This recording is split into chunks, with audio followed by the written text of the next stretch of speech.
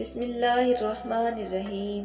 تمام تعریفیں اللہ ہی کے لیے ہیں جو بڑا مہربان، نہایت ہی رحم کرنے والا ہے۔ بالوں کی خشکی کا خاتمہ۔ بالوں کی خشکی ہمیشہ کے لیے ختم۔ بال خوبصورت، سلکی اور لمبے۔ مہندی میں چند قطرے لیموں کا رس اور ایک انڈا ملا کر پیسٹ بنا لیں۔ اب اس پیسٹ کو بالوں کی جڑوں میں لگائیں۔ خشکی ختم ہو جائے گی۔ ہفتے میں ایک بار یہ پیسٹ بالوں میں لگائیں۔